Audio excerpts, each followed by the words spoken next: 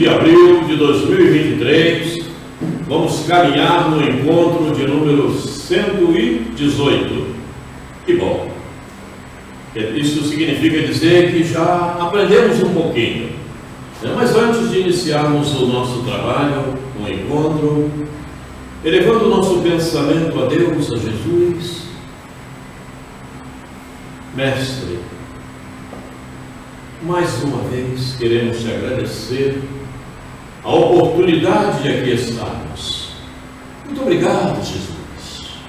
Obrigado por permitir a presença desses amigos espirituais, trabalhadores na tua seara, que nos ajudam, que colaboram conosco, que nos intuem, que nos inspiram, enfim, que nos amparam, não só neste momento, como em todos os outros. Muito obrigado, Jesus. A vocês, queridos irmãos, também a nossa gratidão, os nossos agradecimentos. E acima de tudo, sobre todas as coisas, obrigado, Deus. Muito bem. Hoje, não é aqui, é aqui. Hoje nós vamos fazer algumas breves análises de alguns tópicos à luz dos novos conhecimentos. E depois dessas análises, nós vamos partir para analisar algumas parábolas de Jesus à luz dos nossos conhecimentos, dos novos conhecimentos que tivemos. E aí vamos ver que realmente as interpretações das parábolas se renovam e mostram muito mais do que aquilo que nós vimos em momentos anteriores. Mas eu vou falar antes disso tudo, porque ele foi inspirado assim. Nós vamos falar um pouquinho a respeito de um assunto que temos dito sempre e que é muito ventilado na evangelização de espíritos. Eis porque, inclusive, no último encontro que teve em Sacramento, nos fora dito que Eurípides falara que a evangelização de espíritos não é para todos. Aí cabe a cada um interpretar esse detalhe. E esse detalhe inclui um outro que é muito importante e que tem nos causado preocupação. Nos causa preocupação. Porque a gente sabe o que pode acontecer, a gente sabe o caminho que leva tudo isso, que é o arrastamento pela materialidade. E eu tenho notado que algumas das pessoas que aqui estão e frequentam conosco têm se deixado arrastar por esses processos. E isso tem nos preocupado. Tem nos preocupado bastante, porque temos certeza, sabemos o que é o amanhã, o que acontecerá no amanhã. Temos muita certeza disso, por tudo que nos é trazido pela espiritualidade, por tudo que nos é mostrado, inclusive no estado de emancipação. Isso tem nos preocupado. Por isso nós constantemente temos batido nessa tecla da materialidade. Não se deixem arrastar, porque é sutil, comove, mexe com o emocional e a pessoa se deixa arrastar. Não pode deixar se arrastar. É um problema muito sério mesmo. Os compromissos espirituais sempre são mais importantes do que os compromissos materiais. Os compromissos materiais devem ser feitos, devem ser bem feitos, devem ser cumpridos, temos que ter responsabilidade perfeitamente, mas os espirituais suplantam, são superiores. E a gente precisa saber medir essas consequências. A gente precisa saber lidar com esses assuntos. Por quê? Porque sempre vai aparecer casos e momentos em que vão tentar nos arrastar. Algumas pessoas, inclusive, acharam interessante, porque eu já falei isso algumas vezes, né? Talvez vocês já tenham ouvido eu falar. Se eu estou em casa, tenho um compromisso a fazer e alguém morre, vai esperar, porque eu vou lá fazer o meu compromisso. Quando eu voltar, eu faço alguma coisa, se tiver tempo para fazer. Mas eu não vou deixar de fazer o meu compromisso. Morreu! Eu vou ficar ali o quê? Curtindo um corpo morto?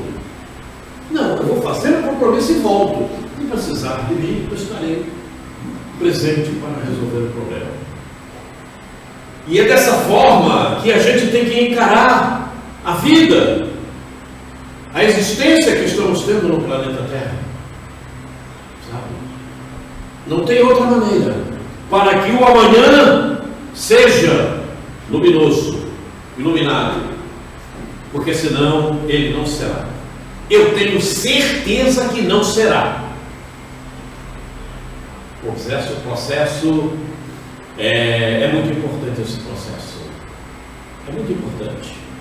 Então a gente tem que saber fazer essas medidas, porque sempre vai aparecer um caso, um motivo, alguém. E esse motivo e esse alguém, certo? A maior parte das vezes está envolvida por aqueles que querem nos arrastar. E ele serve como instrumento para te arrastar, para você não seguir o teu passo, para você se afastar.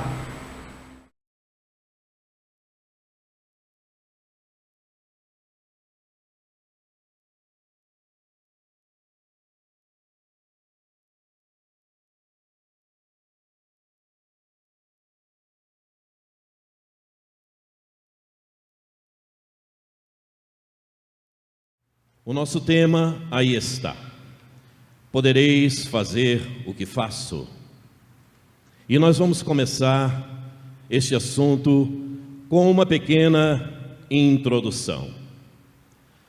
Seja, porém, o vosso falar sim, sim, não, não, porque o que passa disto é de procedência maligna, Jesus.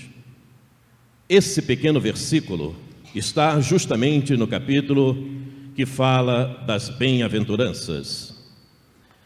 E nós nos cercamos deste versículo para agitarmos as nossas palavras.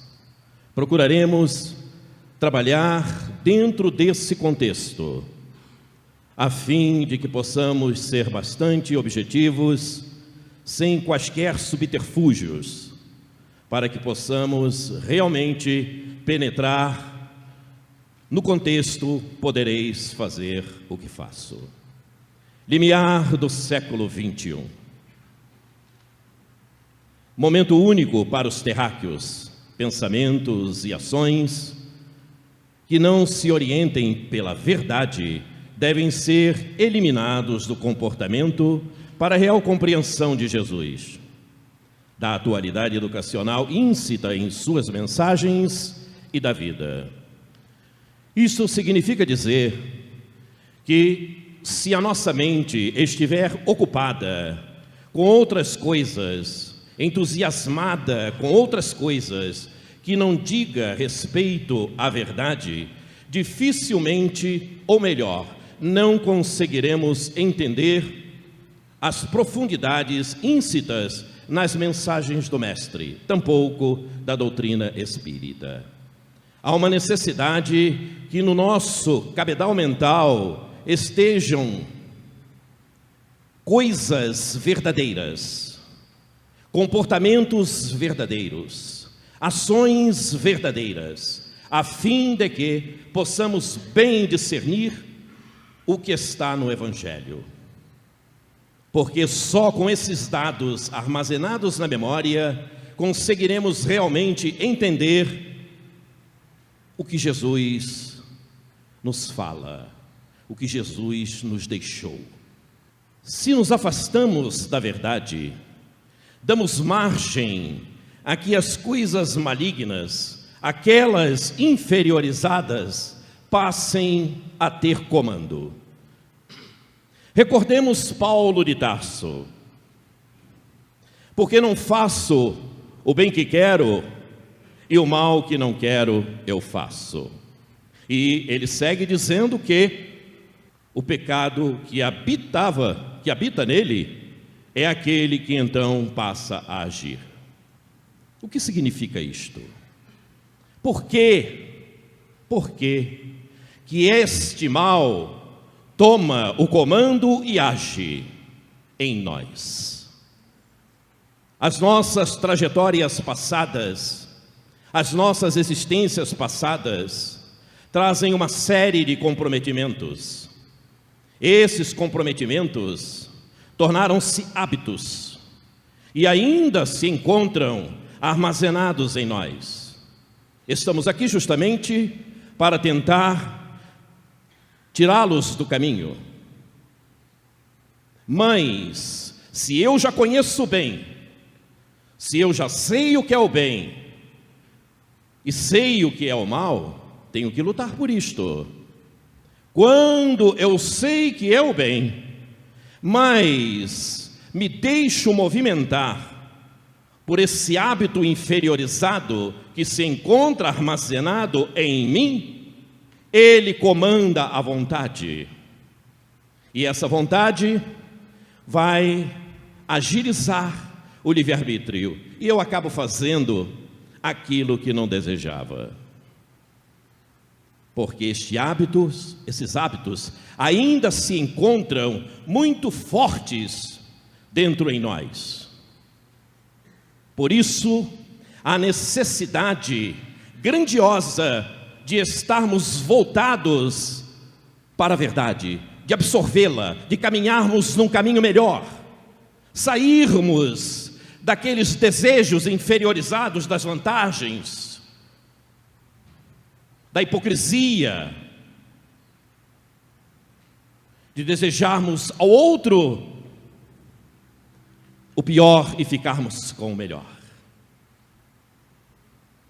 Temos que tirar isto do nosso caminho, para que realmente possamos avançar, mas avançar muito, não é pouco, porque perdemos muito tempo. Vejam a época que nos encontramos, num período de transição, e ainda deixamos que o mal venha a subjugar, a nos direcionar,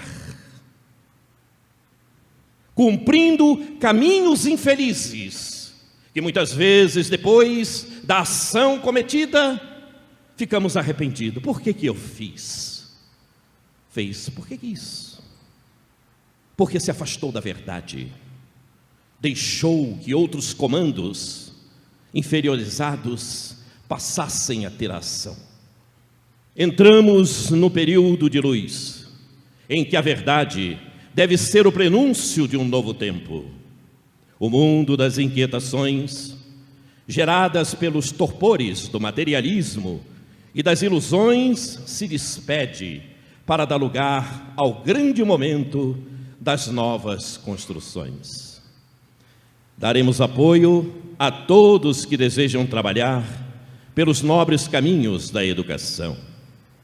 Espíritas, seu compromisso é com a verdade. Palavras do nosso querido pedagogo do amor, Eurípides Barçanufo. Podereis fazer o que faço, disse o mestre. Se podemos fazer o que o mestre fez, por que não estamos fazendo? Na verdade, prestem atenção, na verdade, vos digo, aquele que crê em mim, também fará as obras que eu faço, e as fará maiores do que estas, porque eu vou para meu Pai. Fará maiores do que estas, porque ele vai para o Pai. Mas nós já poderíamos estar fazendo bem maiores. Não estamos porque não desejamos. porque fraquejamos, porque caminhamos em caminhos outros que não a verdade, porque já poderíamos estar fazendo. Quantas reencarnações já tivemos de lá para cá? O que fizemos com essas reencarnações? Por que não a colocamos no patamar da verdade? Estaríamos hoje fazendo obras maiores do que aquelas que Jesus fez naquela época? Com certeza estaríamos. Porque não há nenhuma novidade, não há nada de sobrenatural, tudo muito natural. E evidentemente que poderíamos estar fazendo hoje muito mais do que ele fez àquela época. Com certeza, se tivéssemos caminhado na verdade. Evidentemente, não faríamos à altura de Jesus, mas faríamos. É preciso nascer de novo. Nicodemos foi ter com Jesus. Já ouvimos isto aqui.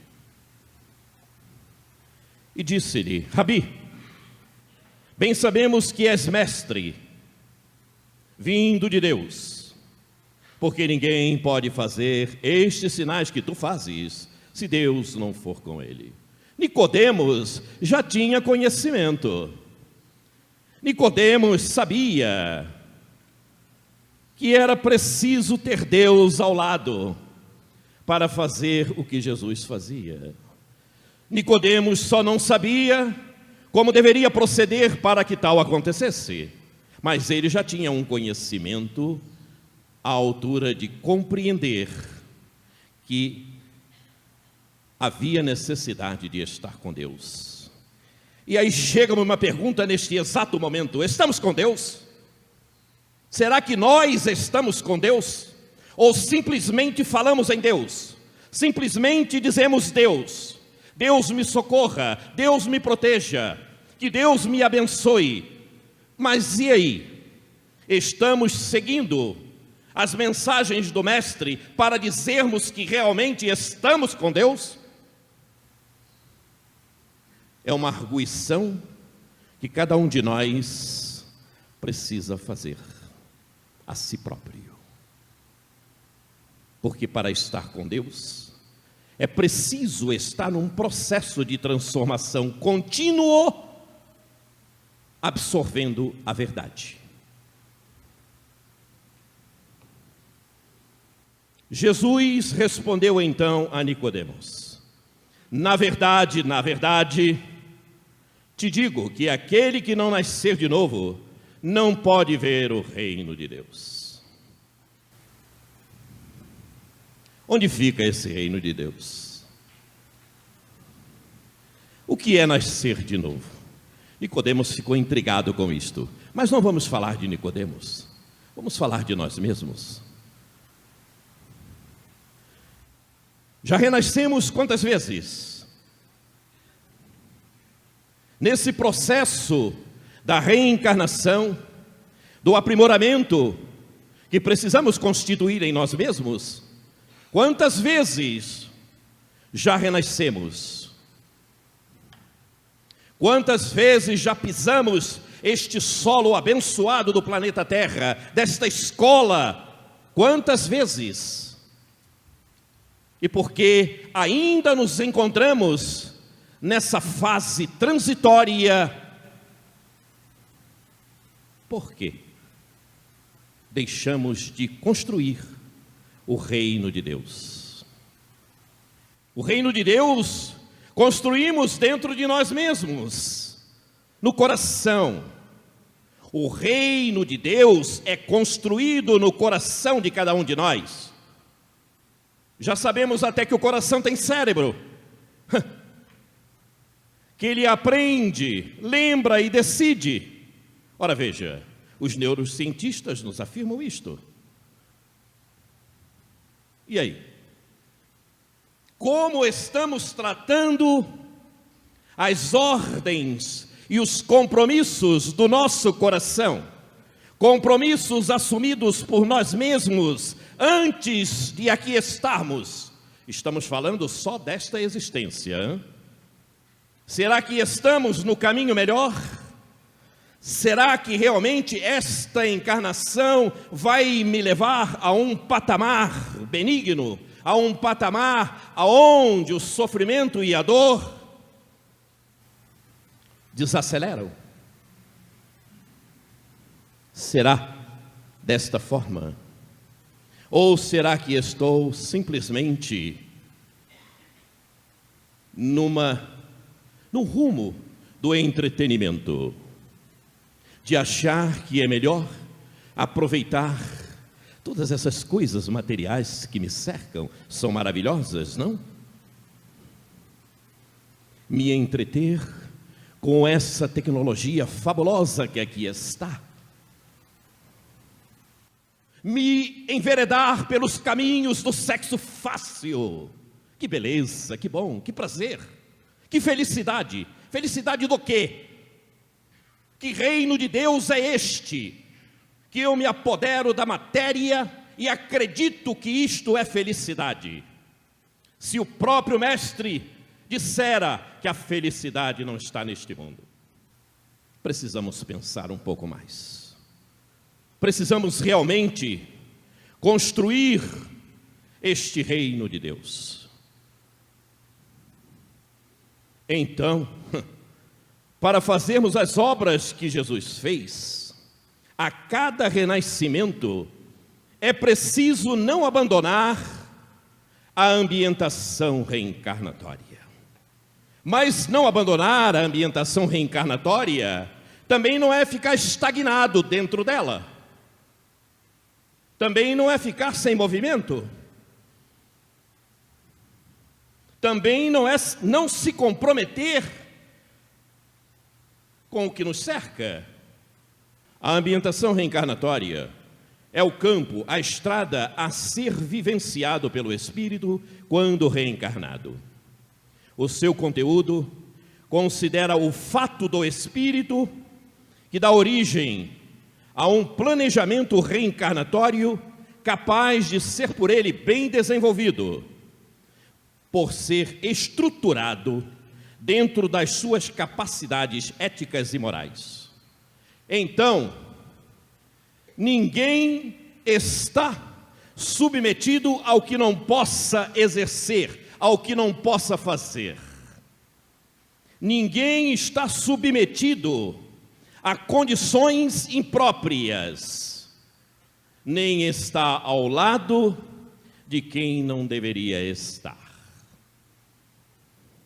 O fato do espírito é toda aquela carga que trazemos das reencarnações passadas, são os nossos conteúdos. E o planejamento para esta reencarnação que estamos vivenciando foi toda ela pautada em cima disto. Este planejamento foi feito em cima dos nossos conteúdos. Evidentemente não de todos, porque não suportaríamos, mas de alguns. E participamos disto. E participamos deste planejamento. Com a ajuda dos amigos espirituais que permitiram que não colocássemos nada a mais do possível a ser realizado. Então, a ambientação reencarnatória é um instrumento primordial para o nosso crescimento espiritual. A ambientação reencarnatória oferece os meios mais adequados para que o espírito possa atender suas necessidades espirituais. Ela é um processo educativo de grande relevância. Dentro da ambientação reencarnatória estão todos os instrumentos e ferramentas necessárias à nossa promoção. O que acontece no seio familiar é aquilo que se faz necessário para a nossa correção. Não culpe o outro, melhore-se. Não diga que o outro não presta, conserte-se. Não condene aquele que está fazendo o que não te agrada. aproveite para melhorar-se. Temos tudo ao nosso lado. No nosso lar, no nosso ambiente de trabalho, na nossa vizinhança. Que vizinho? É esse vizinho que tu mereces. É com ele que precisas aprender a desenvolver a paciência, a desenvolver a compreensão e entendimento. E em fazendo assim, passaremos a ser exemplo. O outro vai começar a se indagar. Por que fulano está assim dessa forma agora? O que acontece com ele? Por que ele está agindo de maneira diferente? E essas indagações vão fazer com que ele também comece a se perceber um pouco mais. Então, a nossa ambientação reencarnatória, a ambientação reencarnatória de cada um de nós, diz respeito ao que precisamos aprender. Quantas reencarnações já tivemos e quantas ambientações reencarnatórias jogamos fora. É preciso conhecer um pouco mais a vida. Deus não coloca ninguém no lugar que não merece. Seria injustiça. Deus não deixa que ninguém tenha mais do que mereça. E também não deixa que ninguém tenha os obstáculos que precisa, os problemas que lhe façam bem. Então passemos a compreender que tudo o que acontece nas nossas vidas, na vida de cada um de nós, são instrumentos para chegarmos a Deus, são instrumentos para chegarmos a Jesus, são modos e maneiras apropriadas para o nosso desenvolvimento, não é para o desenvolvimento do outro. Repito, o meu grupo familiar é aquele que eu preciso, o filho que tenho, a esposa que tenho, é o que eu preciso para aprender. Eu.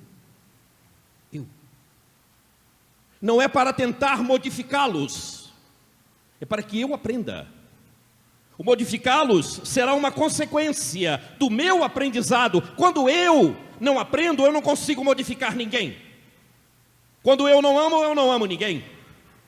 Quando eu não me amo, eu não amo ninguém. Porque eu só dou o que tenho. Se eu não me melhoro, como é que eu quero melhorar o outro? É lógico isto.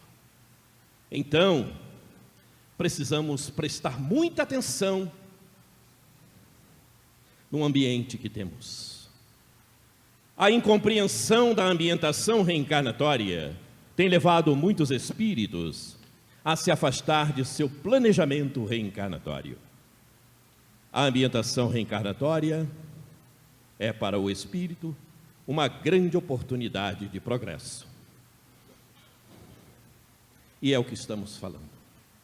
Queremos progredir. Cansamos de ver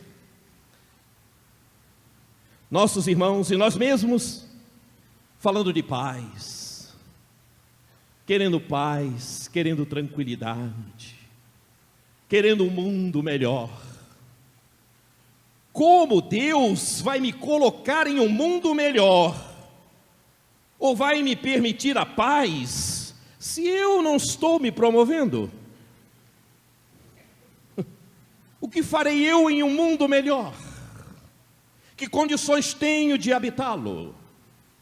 Eu preciso, primeiro, ser melhor. Eu não posso fugir à minha ambientação reencarnatória, eu preciso aproveitá-la. Eu não posso desperdiçá-la, como já desperdicei por várias vezes. Eu não posso fazer isto. Eu estou sendo mal comigo mesmo. Por que eu me torturo? Por que eu me malifico? Por que eu torno para mim todas as coisas piores?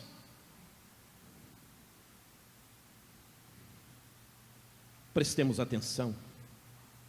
olhemos para dentro de nós mesmos e vamos buscar o que precisamos fazer, sem dispensar nada do que nos cerca, porque o que nos cerca são instrumentos doados por Deus.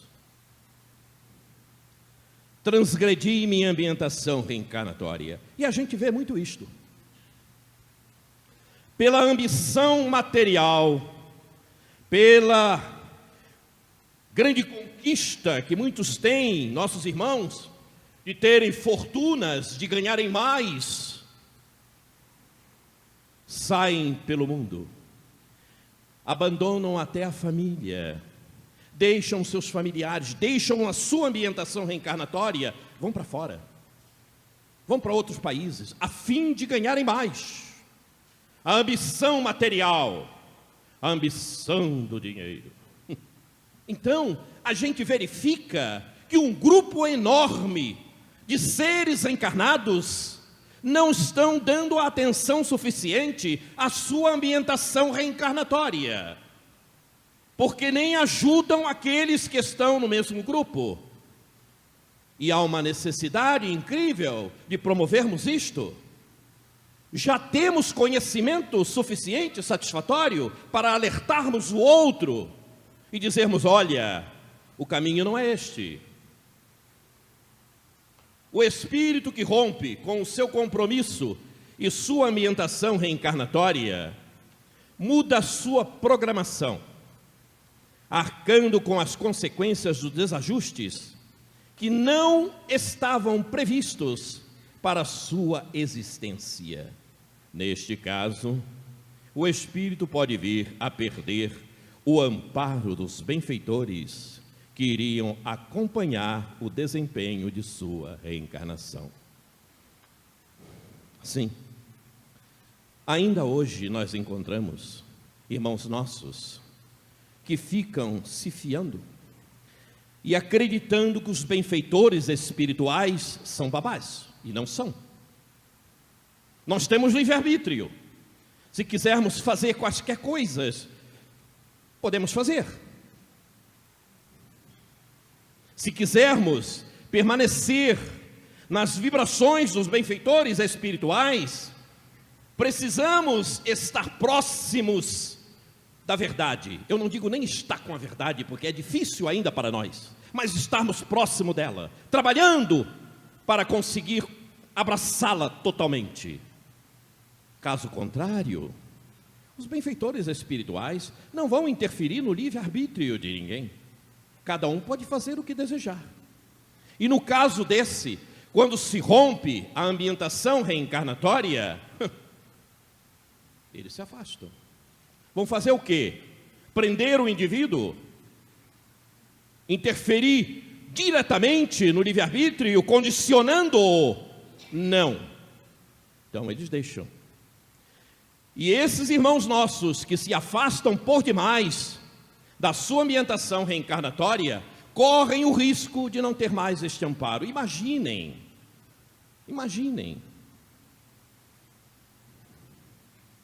E aí, desculpem-me, mas eu tenho que falar. Quantos divórcios acontecem, né?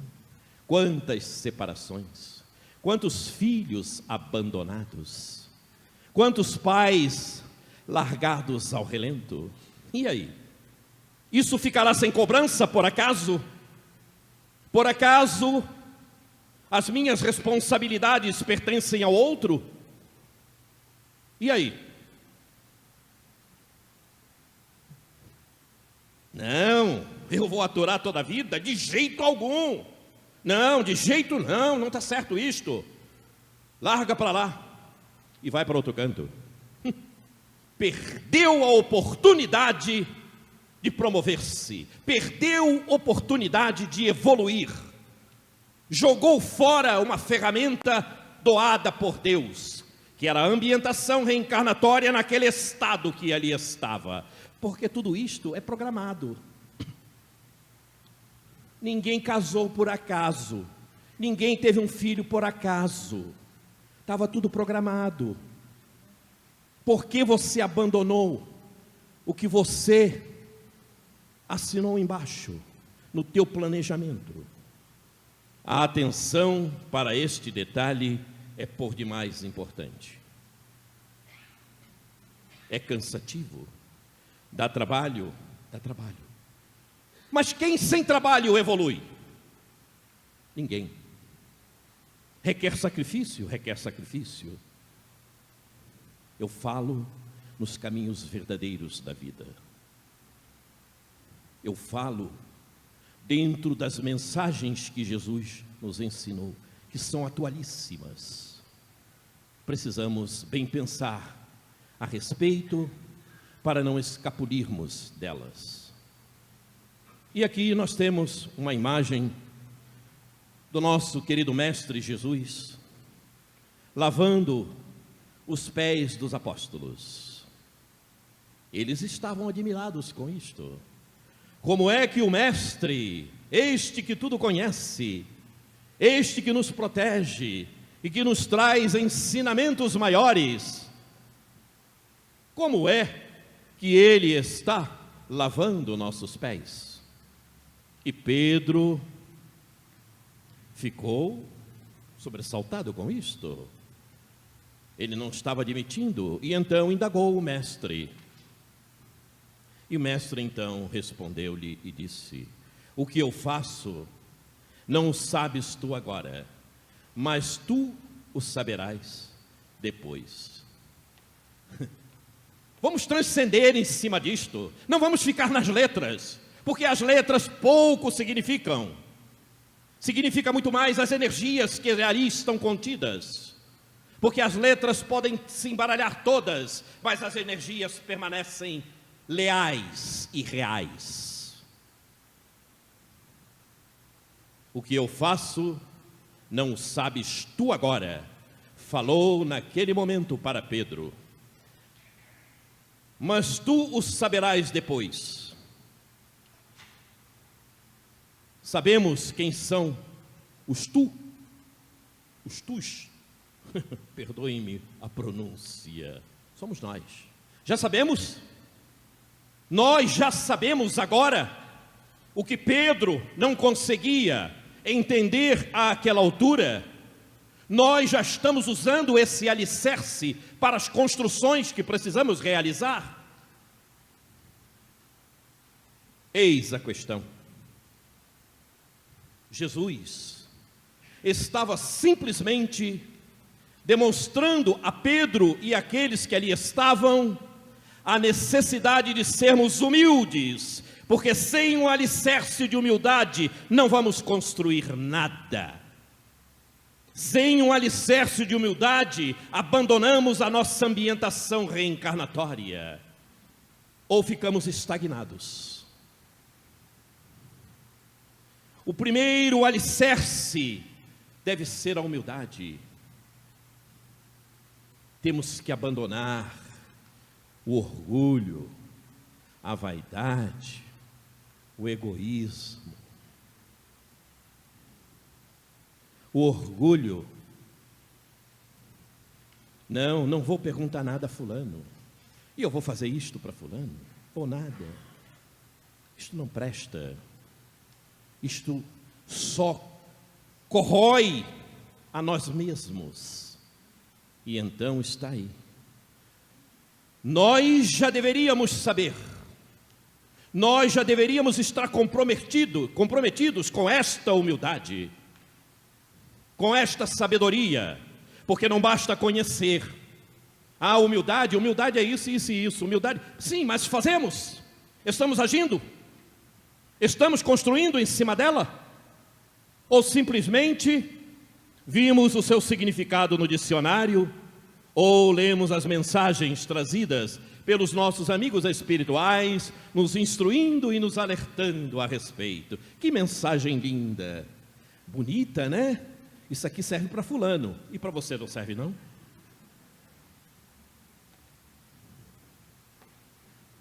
Eu estou aqui falando sobre isto, eu estou aqui comentando esta matéria, mas o primeiro que precisa dela sou eu mesmo. É isto. Então, quando chega Para nós, qualquer mensagem, seja ela através dos ouvidos ou dos olhos, ou de outra forma qualquer, precisamos prestar atenção. Não é a mensagem que está conversando comigo, não são as letras que estão me dizendo nada. Não, quem está me falando e quem está me mostrando tudo isto são as doações que Deus está me oferecendo. Eu não posso ser indiferente, porque nada me chega que Deus não permita. Tudo que me chega é permitido por Deus. E se Deus permitiu, é para o meu avanço, é para a minha evolução. Pensamos nisso? Pedi e vos será dado. Buscai e achareis. Batei à porta e ela vos será aberta. Porquanto quem pede recebe, e quem procura acha, e aquele que bate à porta, ela se abrirá. Buscai e achareis. Estamos buscando? Estamos buscando? Não é buscar o dinheiro, não é buscar o emprego, não é buscar quaisquer outras coisas materiais, mas é buscar os sentimentos melhores para modificar aqueles que ainda guardamos, para modificar os hábitos que ainda trazemos. Estamos buscando? Estamos realmente batendo na porta? Em que porta estamos batendo? Na porta de casa? Não é essa porta. É na porta da verdade. É na porta dos ensinamentos trazidos por Jesus. Essa é a porta. Esse é o caminho. Estamos agindo assim? Ou simplesmente olhamos o versículo, achamos sensacional, bonito, né? E aí? E aí? O Evangelho explica um pouco mais. Capítulo 25 é assim intitulado. E lá está escrito: do ponto de vista terreno, a máxima buscai e achareis é semelhante a esta outra: ajuda-te que o céu te ajudará. É o princípio da lei do trabalho. Por conseguinte, da lei do progresso, pois o progresso é filho do trabalho, visto que o trabalho põe em ação as forças da inteligência. Tem muita gente que colocou a inteligência para dormir. E no livro dos Espíritos, se não me falha a memória, pergunta 675, lá está escrito: trabalho são ocupações úteis. Observem o detalhe: trabalho são ocupações úteis. O que são ocupações úteis? São aquelas que nos trazem aprendizado. Eu trabalhei a semana inteira, quando chego em casa, quero descansar. Final de semana, vou ficar vendo televisão, vou descansar. Ninguém veio aqui para descansar.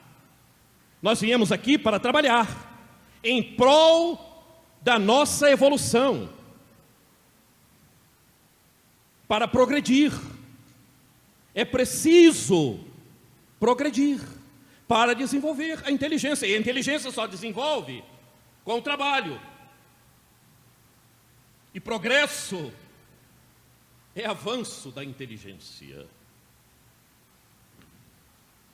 Se eu não trabalho, eu não consigo progredir. Eu não coloco em ação as forças da minha pequenina inteligência, a modo de fazê-la crescer, de promovê-la, de desenvolvê-la, de torná-la ampla, para compreender que eu posso fazer o que Jesus fez, sim, mas só desse jeito. Se eu me acomodo diante de uma tela de televisão para ver programas que por aí são levados ao ar e acho aquilo belíssimo e grandioso, é problemático.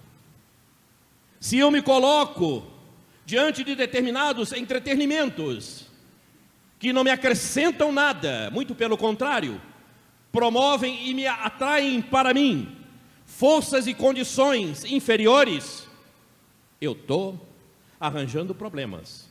Que inteligência é essa que eu não desperto o que eu preciso trazer para mim, o que é de melhor, o que é bom?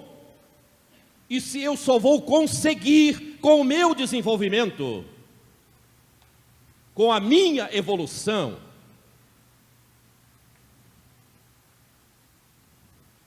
eu preciso mirar-me nesses detalhes, a fim de crescer.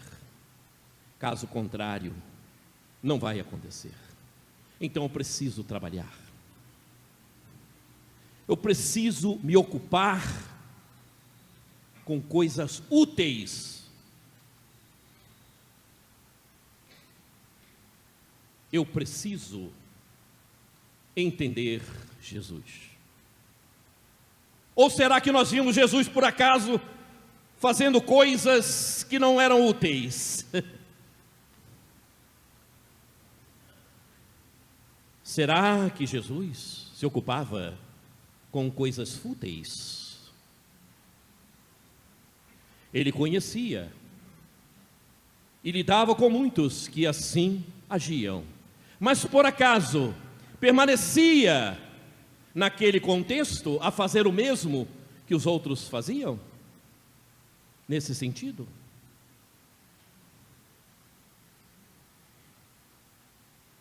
Não.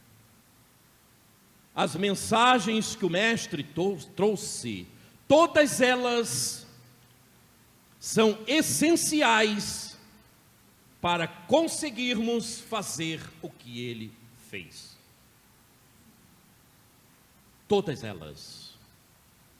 E se nós nos afastamos do Evangelho, se nós deixamos para depois tudo isto, o depois, pode deixar. Podemos deixar. Não quero fazer nada hoje, eu não vou fazer. Não, essa encarnação eu não desejo. Que na próxima eu verifico isso, já ouvi isto algumas vezes. Só que para chegar na próxima, ele vai encontrar outros obstáculos, ele vai ter que passar por outros infortúnios, para conseguir compreender que o caminho não é aquele e despertar.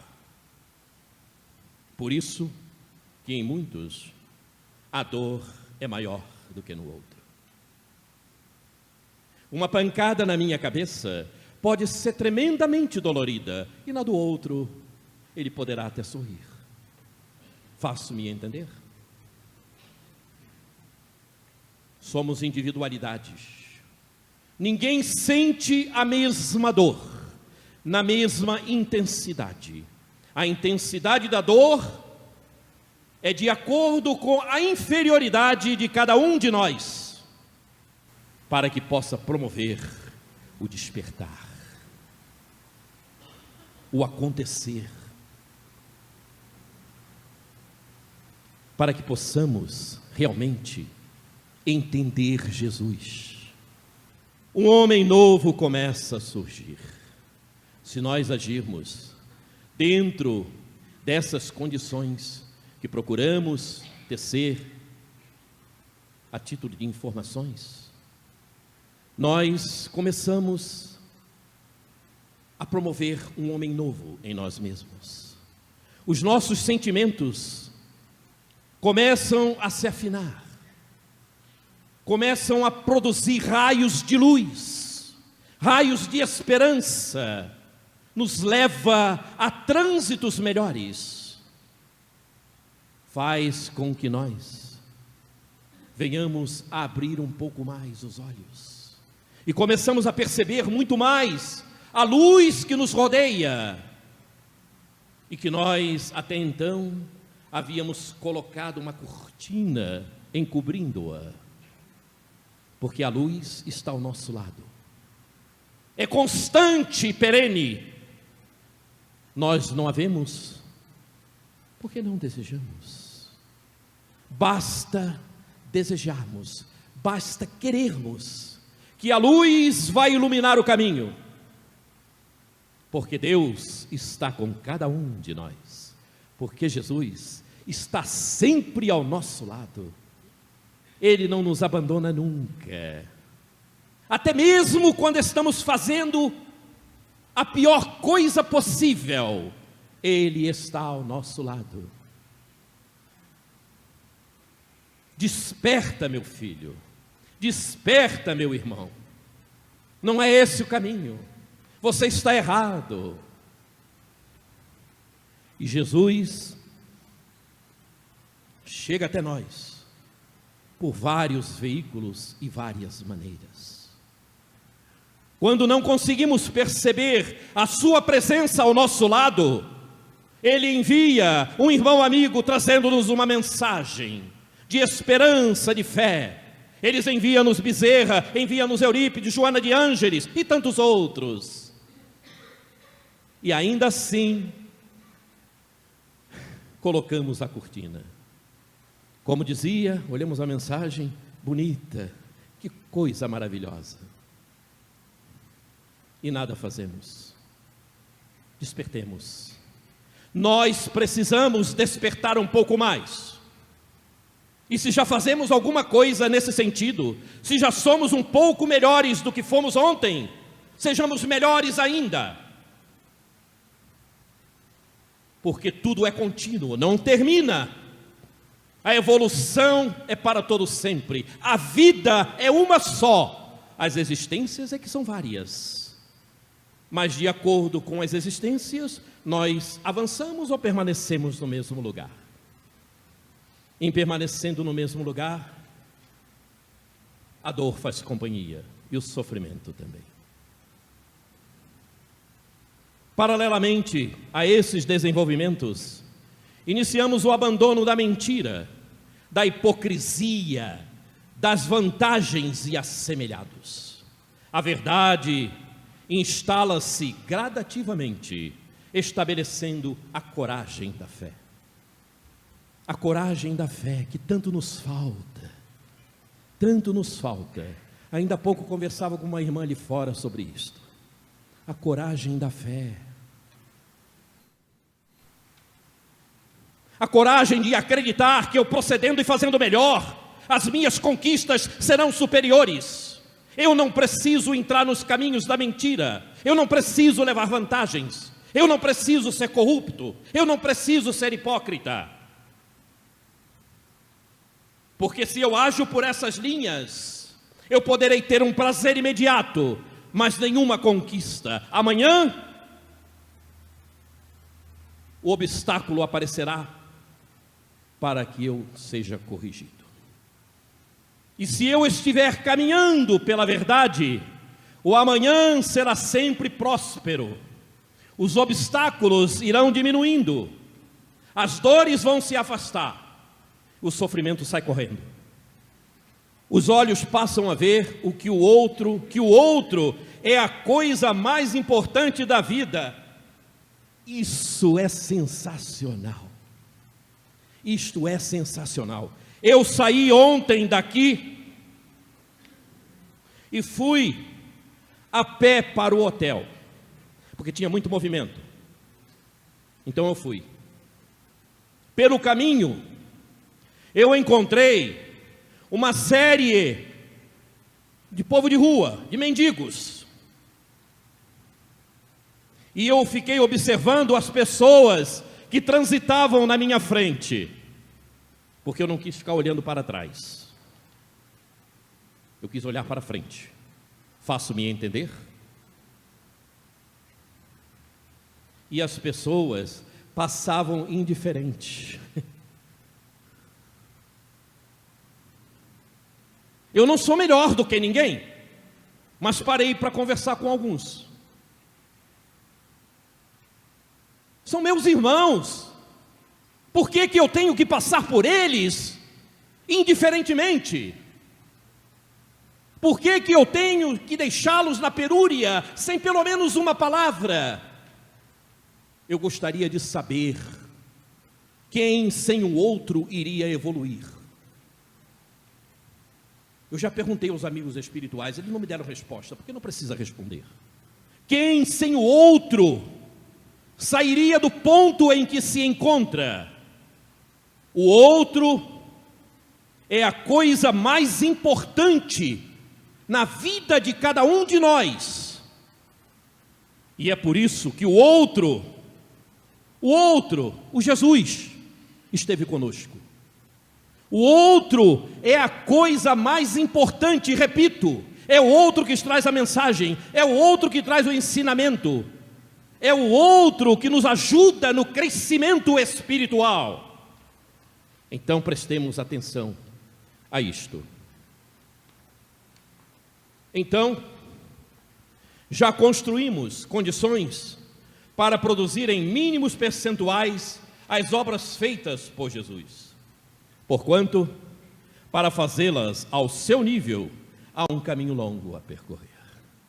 Se nós conseguirmos trabalhar por essas trilhas que eu procurei trazer a informação, que são trilhas ligadas à verdade, certamente nós conseguiremos fazer muitas das obras que Jesus fez, e mais do que aquelas que ele fez à sua época, quando aqui esteve entre os apóstolos, ok? Porque hoje nós temos muito mais. O planeta evoluiu, as descobertas aconteceram, as revelações foram chegando em grande quantidade, principalmente nos tempos atuais. O volume é enorme. Então nós temos muito mais instrumentos do que aqueles que naquela época viveram, e talvez fomos nós mesmos. Então, vamos nos aproximar um pouco mais de Jesus. Vamos estar mais juntos do Evangelho. Vamos ser mais fiéis à doutrina espírita, porque se nós mostrarmos fidelidade à doutrina, estaremos alavancados pelos seus conceitos, pelo que ela nos traz. E não esqueçamos, ela é o Consolador, ela é o prometido. E quem prometeu foi Jesus, e o Espírito de verdade é Ele mesmo. E aí? 2 vezes? E a gente vai continuar fazendo errado? Prestemos atenção nisso. Eu espero que essas informações possam ser trabalhadas, promovidas a conhecimento, a modo de que possamos crescer um pouco mais. Nós vamos terminar com uma página desse nosso irmão que aí está. Chama-se Rumi. Foi um poeta persa. E ele então escreveu uma página intitulada dessa forma: A Casa de Hóspedes. O ser humano é uma casa de hóspedes. Toda manhã, uma nova chegada. A alegria, a depressão, a falta de sentido, como visitantes inesperados. Receba e entretenha a todos, mesmo que seja uma multidão de dores, que violentamente varre tua casa e tira teus móveis. Ainda assim, trate teus hóspedes honradamente. Eles podem estar te limpando para uma nova alegria. O pensamento escuro, a vergonha, a malícia, encontre-os à porta, rindo. Agradeça quem vem, porque cada um foi enviado como um guardião do além. Agradeço o carinho e a atenção e espero ter colaborado para a evolução espiritual de cada um de nós. Que possamos, a partir deste momento, crescermos um pouco, darmos as mãos realmente